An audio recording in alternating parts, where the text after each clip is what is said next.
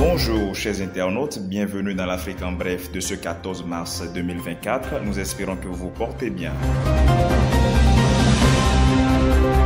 Sans plus tarder, élections législatives et régionales au Togo, les partis politiques en difficulté. Plusieurs candidats ont leur numéro absent de la base de données du registre national des électeurs. Une situation qui suscite la colère des partis dont les listes ont été rejetées pour cause de non-reconnaissance des numéros de carte d'électeurs par le système d'enregistrement électronique. Alors que les dépôts de candidatures sont bouclés depuis le 6 mars, la Commission électorale nationale indépendante, CENI, reconnaît les faits. Les gens ont effectivement dû se faire enrôler plusieurs fois, atteste le président de la commission, Yabré Dago, mais nous leur avons permis de changer les personnes en difficulté sur les listes, précise-t-il. Près de 100 000 doublons auraient été retirés des listes électorales du Togo lors de la dernière révision des fichiers en juin 2023 par la CENI. En Afrique du Sud, une attaque dans un monastère mardi a fait 3 morts. Il s'agit des moines égyptiens appartenant à l'église copte orthodoxe. Ils ont été poignardés à mort au monastère Saint-Marc, l'apôtre, et Saint-Samuel, le confesseur, à Cullinan, une ville située à l'est de Pretoria. Selon le communiqué de la police en date du mercredi, une 4e personne a été battue avec une barre de fer avant de s'échapper.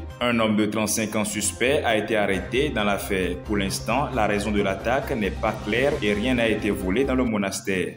Nous ne sommes pas allés en Afrique pour forcer la France à en sortir, a déclaré Vladimir Poutine quelques jours avant la présidentielle russe qui se tiendra du 15 au 17 mars. L'actuel maître du Kremlin entend rectifier par cette déclaration les malentendus qui susciteraient d'après lui une sorte de ressentiment chez son homologue français. Le groupe Wagner a d'abord réalisé un certain nombre de projets économiques en Syrie puis s'est déplacé vers d'autres pays africains. Le ministre russe de la Défense a apporté son soutien, mais uniquement parce qu'il s'agit d'un groupe russe, rien de plus, a affirmé Vladimir Poutine avant de souligner que tout État indépendant a la liberté de renforcer ses relations avec des partenaires en provenance d'autres pays que l'Occident, notamment la Russie. Mesdames et messieurs, ce sera tout pour l'Afrique en bref de ce jour. À ce soir pour le flash consacré à l'actualité au Bénin.